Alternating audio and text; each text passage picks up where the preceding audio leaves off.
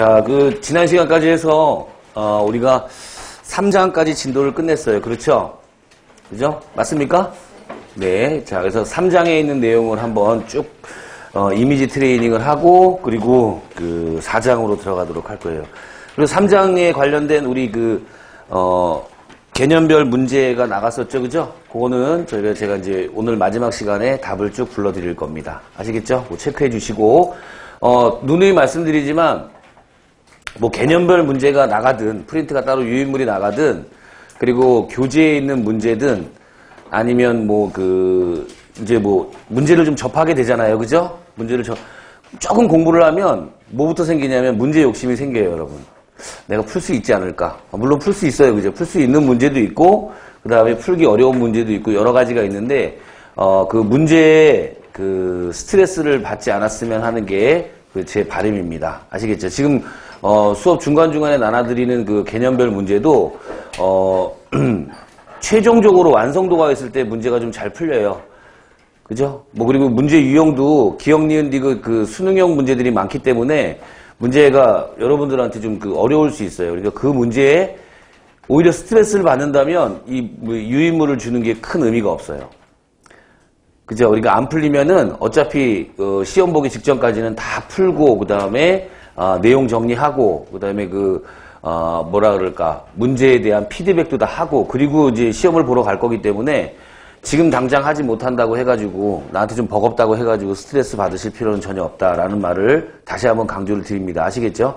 문제풀이보다 항상 우선인 게 뭐냐면 이론 정립이에요. 아시겠죠? 문제가 안 풀리면 이론을 한 번 더 봐야 될 것이고 그 다음 문제가 안 풀리면 노트 필기한 걸 다시 확인하고 그 다음에 숙지하고 외워야 될 거 외우고 화학 발언식 하나 더 외우고 아시겠죠? 그게 먼저 선행돼야 된다는 거 다시 한번 강조할게요.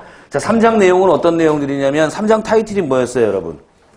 원자 구조와 주기율 이 내용이었어요. 굉장히 중요한 단원 중에 하나예요. 출제 빈도가 높습니다. 물론 앞부분에 나오는 원자 구조, 원자의 개념을 잡은 어떤 과학자들의 쭉 과학사적인 입장에 대한 정리, 그죠?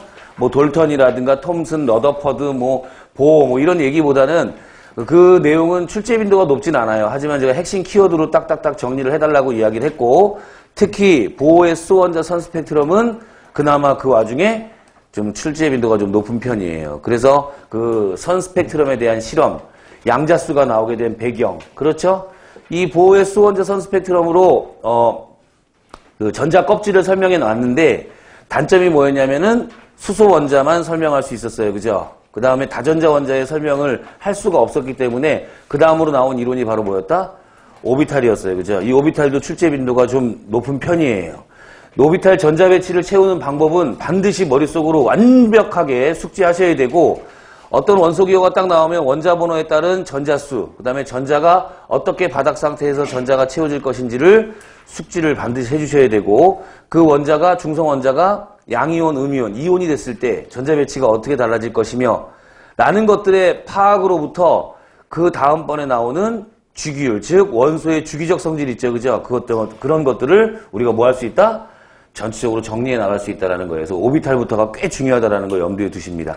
자, 오비탈은 벌써 지지난주에 오비탈에 대한 내용을 했기 때문에 배울 당시에는 굉장히 진짜 공격적으로 공부를 합니다. 그죠? 막 외우고. 근데 시간이 흐르면 흐를수록 계속 머릿속에서 희미해지고 나중에는 없어지는 경우가 있어요. 그죠? 기억을 잘 못하고 그 다음에 좀 생각이 안 나는 게 두려운 게 아니라 내 상태가 지금 기억이 잘 안 나는데도 다시 하지 않는 게 훨씬 더 무서운 거예요. 그죠? 또 하시고 무한 반복하셔가지고 오비탈은 특히 잘 챙겨주시기 바래요. 그 오비탈을 근간으로 원소의 주기적 성질 몇 가지였어요? 4가지에 대한 얘기를 하는 거다 이런 얘기입니다. 그죠? 첫 번째가 뭐였죠? 입자의 크기였고요. 그 다음에 두 번째가 이온화 에너지에 대한 얘기였고 세 번째가 전자 친화도, 그 다음 네 번째가 전기음성도. 이 타이틀을 찾아내는 게 굉장히 중요합니다. 그 타이틀을 찾아낸 다음에 그 안에 있는 내용들이 뭐가 있는지를 계속 상상의 꼬리를 물고 나가야 된다 이런 얘기예요.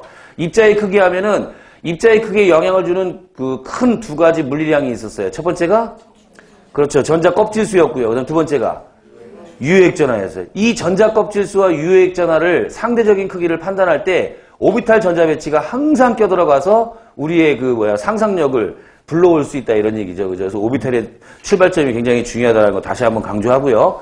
자, 이렇게 입자의 크기는 전자껍질수와 유효액 전하의 상대적인 이 크기에 대한 물리량으로부터 족 그리고 주기에서의 입자의 크기를 판단하실 수 있어야 된다 이런 얘기입니다. 그죠? 그 다음에 두 번째는 이온에서 나오죠. 그죠? 양이온이 될 때 어떻게 되고 음이온이 될 때 어떻게